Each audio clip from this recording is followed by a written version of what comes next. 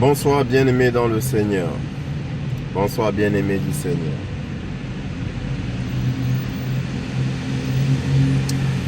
J'ai coutume de dire que tout enfant reconnaît la voix de son Père, bien-aimé du Seigneur.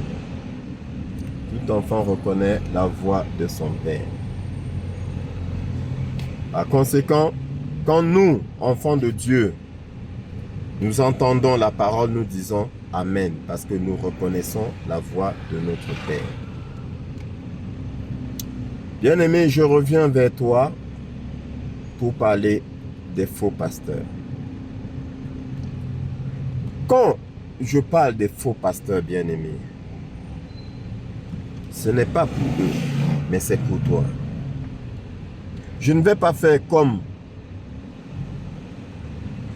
beaucoup qui disent, qui leur demandent de se repentir.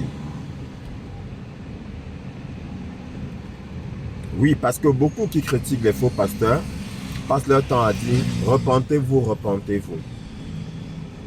Bien-aimés, analysons la parole de Dieu. Quand le Seigneur était sur la croix, qu'est-ce qu'il a dit? Il a dit, Père, dans 300 mètres, pardonne-leur, les deux voies de car gauche pour serrer à... ils ne savent pas ce qu'ils font. Père, pardonne-leur. Est-ce qu'il a dit, Père, pardonne-leur, point final? Non. Père, pardonne-leur, car ils ne savent pas ce qu'ils font. Donc, du coup, le débat va s'ouvrir sur la condition du pardon, bien-aimé dans le Seigneur. Est-ce à dire que le pardon est conditionné par la connaissance du mal que nous faisons?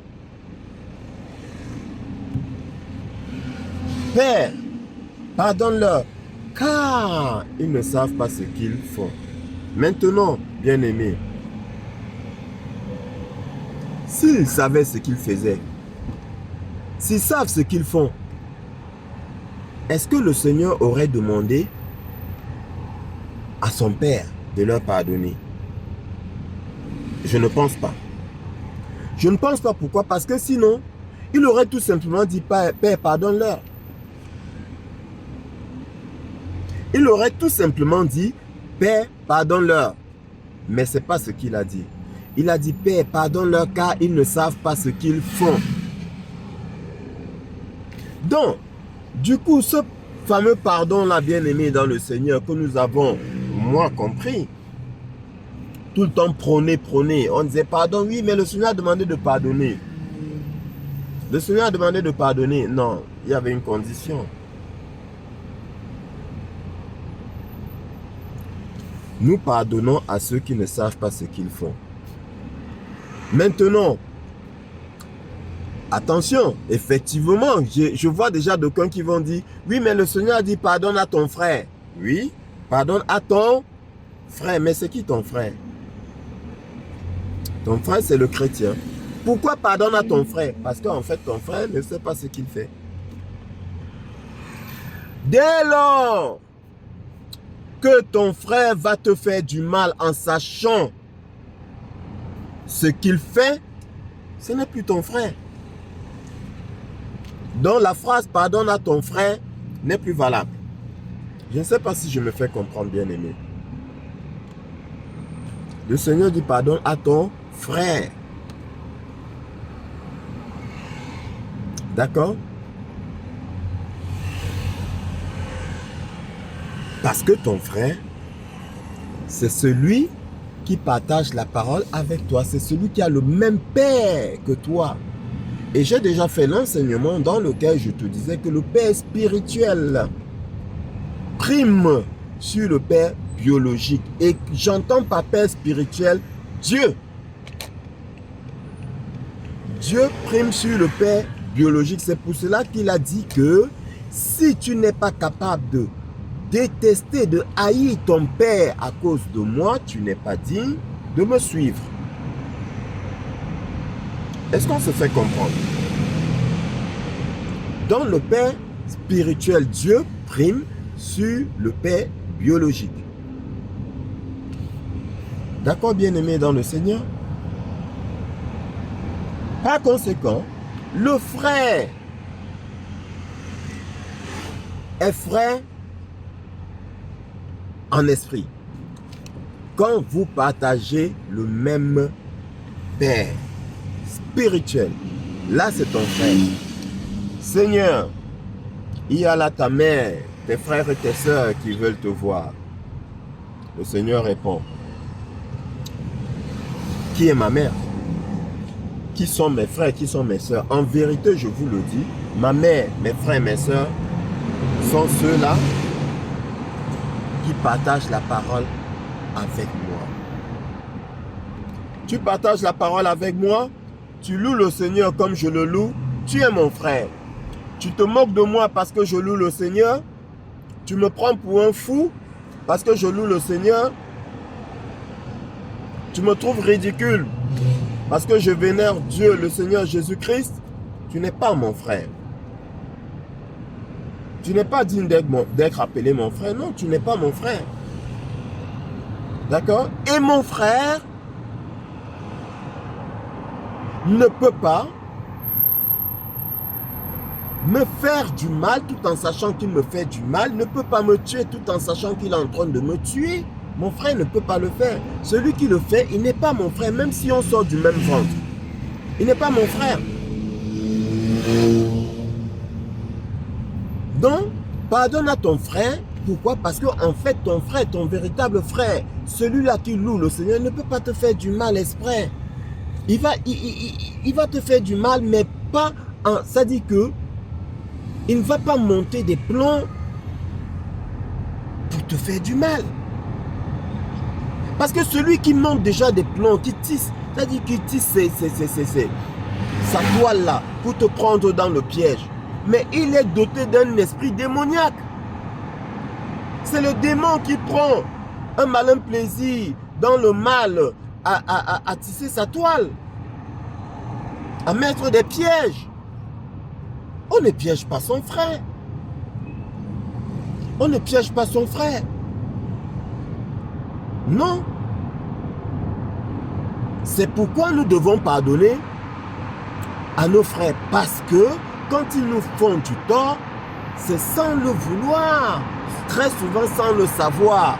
Mais celui qui sait qu'il est en train de te tuer, que dit le Seigneur? Est-ce que le Seigneur demande de lui pardonner? C'est pour dire quoi, bien-aimé? C'est pour dire que demander au faux pasteur de se repentir, bien-aimé, j'ai estimé que c'est inutile. Raison pour laquelle c'est à toi que je m'adresse et non au faux pasteur. Il fait son travail. Il fait ce pourquoi il est là. Je ne vais pas lui demander de se repentir. Parce qu'il sait ce qu'il fait. Il sait quel Dieu il a. Tu crois qu'il ne sait pas quel Dieu il est en train de vénérer à cet instant-là? Tu penses? Il utilise juste la parole pour te tromper, mais il sait où il a mis ses pieds. Il sait quelles alliances il a eu à signer, bien-aimé dans le Seigneur. L'apôtre Paul dit quoi? Il dit, il est un péché pour lequel je ne te demande pas de prier. Parce qu'avant, bien-aimé, quand nous étions dans l'ignorance, nous pensions qu'il fallait prier pour tout et pour n'importe quoi. Non, non. Quelqu'un qui a baptisé avec le démon, tu vas prier pour lui encore comment? Qui est allé jusqu'à faire des sacrifices humains, atteindre un certain degré. Bien-aimé, tu vas prier pour lui comment? Ce n'est plus à ton niveau, c'est au niveau de Dieu.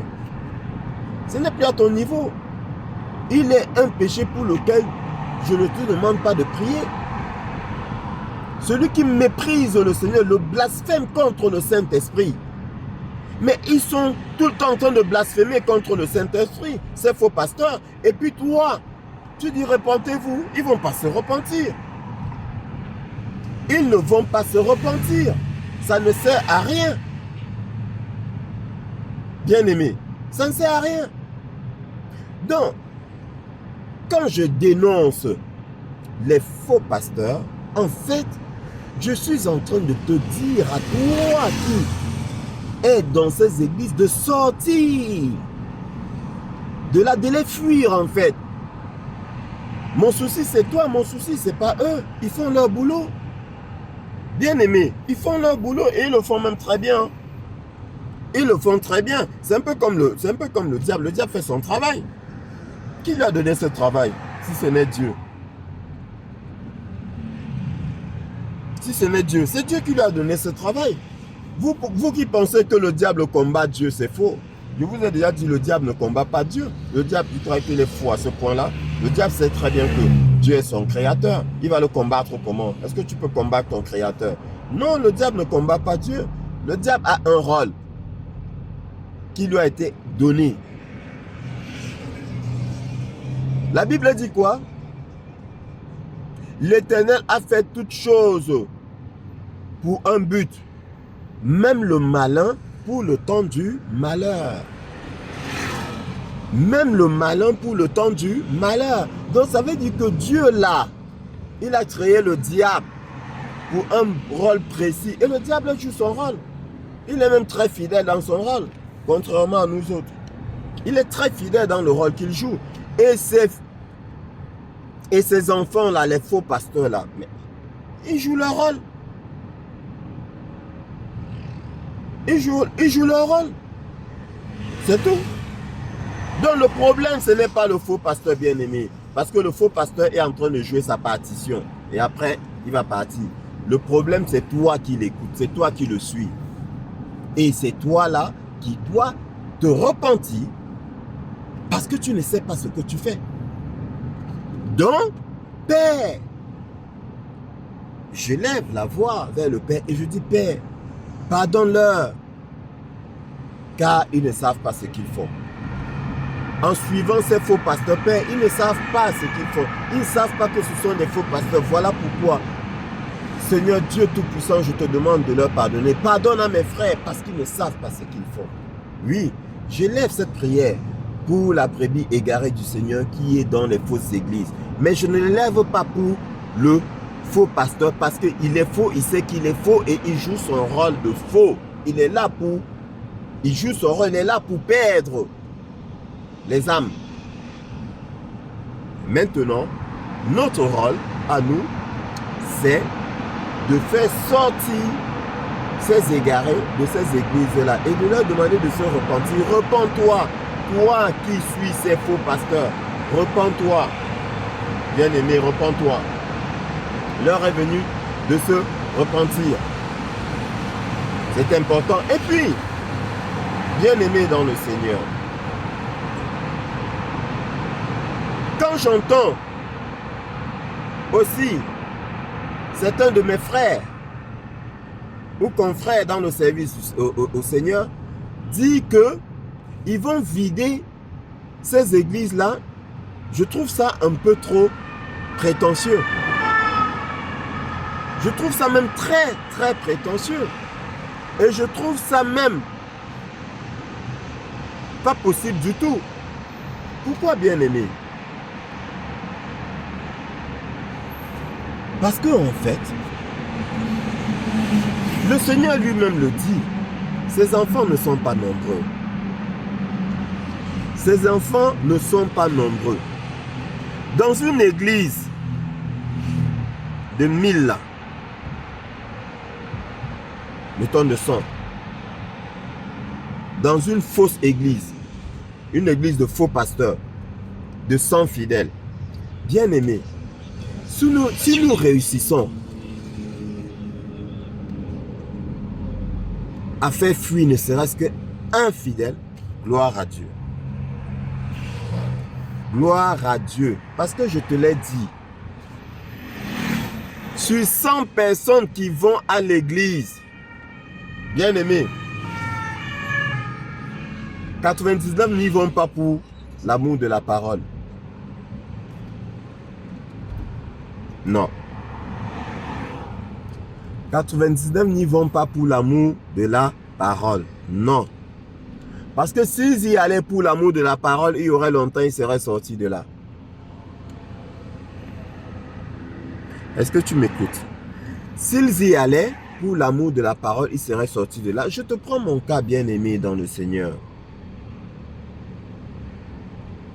À un moment de ma vie, je me suis dit, mais est-ce que je ne fais pas erreur? Est-ce que le Seigneur ne m'en veut pas parce que je ne vais pas dans une assemblée? Après, j'ai fait la promesse au Seigneur. J'ai dit, bon, Seigneur, je vais chercher une assemblée. Je vais aller dans une assemblée. Bien-aimé. Parce que j'y allais, par amour de la parole de Dieu, le Seigneur m'a sorti de là. Personne ne m'a sorti de là. Hein. Parce que je n'ai pas reconnu la voix de mon Père là-bas. Je n'étais pas bien, je n'étais pas à l'aise. Je n'arrivais pas à dire Amen. Non. Mais je dis bien-aimé, authentique. Une fois, je suis allé à l'église. On priait. Le pasteur a demandé de prier. On s'est mis à prier. Et il nous a dit quelle prière faire. Oui. Il a dit visualiser en esprit. Non, qu'est-ce qu'il a dit? Non, c'est une prière contre les sorciers de la famille. Oui, il demandait d'envoyer le feu aux sorciers de la famille. Et pendant que l'assemblée était en train de dire le feu, j'envoie le feu, j'envoie le feu. Moi, je faisais la prière de la repentance. La prière de l'amour. Je demandais à Dieu, je demandais pardon à Dieu et je lui demandais de remplir mon cœur d'amour. Parce que c'est ma quête bien-aimée. Parce que j'ai longtemps été envahi par des sentiments de colère qui tendaient vers la haine. J'ai dit non, Seigneur. Remplis mon cœur d'amour. Et je n'ai pas arrêté cette prière-là, bien-aimée, parce que j'ai trouvé que c'était une bonne prière. Remplis mon cœur de paix et remplis mon cœur d'amour et remplis-moi de ta parole. C'est cette prière que je faisais. Et je te parle, bien-aimé, d'un vécu. Donc, pendant que les gens faisaient la prière, entre guillemets, de combat, donc, ils envoyaient le feu, les éclairs, le tonnerre, tout ce que tu peux imaginer. Je faisais la prière du chrétien. Père, pardonne-moi mes péchés, pardonne-moi mes offenses. Et remplis mon cœur d'amour et de pardon. Alors, bien-aimé dans le Seigneur, à la fin de la prière, voilà le pasteur qui se dirige vers moi. Et je ne faisais pas à haute voix. Hein. C'était dans mon cœur. En pensée. Avec mon intelligence, je faisais cette prière-là. À la fin de la prière, le pasteur, il vient vers moi. Et puis il y a une petite voix qui me dit, le pasteur a venu t'imposer les mains. Il vient vers moi. Et miracle, il m'impose la main. Là encore, ça va. Mais qu'est-ce qu'il dit? Il dit, Seigneur, enlève le doute que brille ça dans son cœur. Bien-aimé. C'était terminé. C'était mon dernier jour. Bien-aimé, c'était mon dernier jour. J'ai dit, c'est bon, je n'y vais plus. J'ai dit, je n'y vais plus. Enlève le doute que Brice a dans son cœur. Je sais ce que j'ai dans mon cœur. D'accord, bien-aimé. Lui, comment il sait ce que j'ai dans le cœur? Il va dire quoi? Qu'il est prophète? Parce qu'on vous a dit que les prophètes lisent dans le cœur. Il n'y a que le Seigneur qui lit dans le cœur, qui lit dans nos pensées. Que le Seigneur. Il ne faut pas qu'on vous trompe. Donc, bien-aimé dans le Seigneur, parce que j'allais, par amour de la parole, je voulais entendre la voix de mon Père, je n'y suis pas resté longtemps, parce que je cherchais la vérité. Si je cherchais les miracles, si je cherchais une quelconque guérison, Si je cherchais le travail, le voyage, les choses du monde, j'y serais encore. J'y serais encore, bien aimé. Donc, les amoureux de la parole ne sont pas nombreux. La preuve, à la date d'aujourd'hui, après avoir fait plus de 80 vidéos, j'ai 294 abonnés que j'estime être les amoureux de la parole. Et encore, parce que les enseignements que j'estime les plus précieux,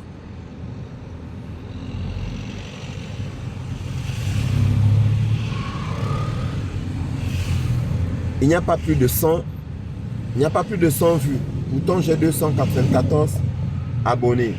Bon, je sais que parmi mes 294 abonnés, ceux de l'Afrique, comme j'avais dit, ont certainement du mal parce que Internet là-bas, les gigas, c'est hyper cher. C'est hyper cher, c'est pas possible. Ils ne peuvent pas. Voilà. Parce que quand je vais au Cameroun, ne serait-ce que pour combien, pour 20 jours, j'en ai pour plus de 50 000 francs CFA d'internet. Et 50 000 francs CFA d'internet, c'est quoi? Ça fait quoi? 80 euros. Qui est capable de s'offrir 80 euros d'internet? Et je trouve ça abusé quand même. Internet devrait être gratuit, ceci dit en passant. Internet devrait être gratuit. Je ne sais même pas pourquoi on paye les choses du ciel, de la terre. Bon, bref. Donc, je vais exempter ceux de l'Afrique parce qu'ils ont du mal. En plus, mes vidéos, c'est 40 minutes, 1 heure. Et c'est lourd, c'est beaucoup de gigas. Et c'est pour m'écouter, c'est hyper cher, ça je le sais. Mais il reste quand même un bon nombre d'abonnés. D'accord? Et c'est pas les 250 ou 60 qui restent qui regardent mes vidéos. Non. À un moment donné, bien aimé, j'essayais de mettre un titre qui appelle pour appâter, entre guillemets, que les gens écoutent. Après, j'ai dit, mais non, pourquoi je me prends la tête? Je mets le titre qui sied. Ça ne sert à rien de mettre un gros titre pour attirer les gens qui viennent écouter. Non, celui qui doit écouter va écouter. Donc, c'est pour dire quoi? C'est pour dire, bien aimé. Donc, au final, les amoureux de la parole ne sont pas nombreux. J'ai 294 abonnés. Mais si je faisais du buzz, comme on dit là, si je faisais du buzz, quand vous regardez ceux qui font du buzz, bien aimé, mais ils sont à des centaines de milliers d'abonnés. Ils ont des centaines de milliers d'abonnés. Quand tu vois les vidéos du Congossa, du Papato, comme on dit chez nous en Afrique, Congossa au Cameroun, Papato, chez mes cousins les Ivoiriens, mais bien aimés, c'est des millions de vues. Donc c'est pour dire quoi? C'est pour dire que comment espères-tu dans une assemblée de 100 fidèles, comment peux-tu penser qu'il puisse y avoir à l'intérieur 10 amoureux, 15, 20 amoureux de la parole? Non, il n'y en a pas tant que ça, bien aimé. Nous ne sommes pas nombreux. Et ce n'est pas de notre faute. Et nous devons l'accepter. C'est ainsi. Sinon, on ne parlerait pas de privilèges. Oui. Sinon, être enfant de Dieu ne serait pas un privilège. Si nous étions tous des enfants de Dieu, mais pourquoi est-ce que je louerais le Seigneur? Pourquoi est-ce que je lui dirais merci? Pourquoi? Si nous étions tous des enfants de Dieu. Bien-aimé, ne sois pas choqué par rapport à ce que je suis en train de dire. C'est la vérité, le Seigneur est en train de sourire. Parce qu'il sait que je suis en train de dire la vérité. Et je t'ai parlé de Sodome et Gomorrhe. On y a trouvé combien de justes? Bien-aimé, il y avait combien de justes à Sodome et Gomorrhe? Il n'y en avait pas beaucoup. Alors, bien-aimé dans le Seigneur, je n'ai pas la prétention de vider les églises de ces faux pasteurs-là. Non, non. Je veux juste récupérer un ou deux de mes frères qui y sont, qu'ils sortent de là. Voilà. Qu'ils se repentent et qu'ils sortent de là, qu'ils fuient ces faux pasteurs-là. Parce que pour eux, la messe est déjà dite. Hein? Il y en a dont la condamnation est écrite depuis. Mais ils savent ce qu'ils font, bien-aimés dans le Seigneur. Père, pardonne leur car ils ne savent pas ce qu'ils font. Ça ne les concerne pas. Cette phrase du Seigneur ne concerne pas ces faux pasteurs-là. Parce que eux là, ils savent ce qu'ils font. Mais ils ont signé, bien-aimés dans le Seigneur. Ils ont un contrat. Ils ont signé, ils ont dit, ok, je suis d'accord de perdre les âmes. Je suis d'accord. Ils ont signé, ils ont renié le Seigneur. Ils l'ont rejeté. Bien-aimés. Dans un, je m'en fous d'eux, excuse-moi l'expression. Ils ne m'intéressent pas. Si je dénonce, si je les dénonce, en fait, je dénonce, comment je vais expliquer ça pour que tu comprennes bien, aimé? En fait, je prends ce qu'ils font et je te le montre pour que tu comprennes que ta place n'est pas auprès d'eux.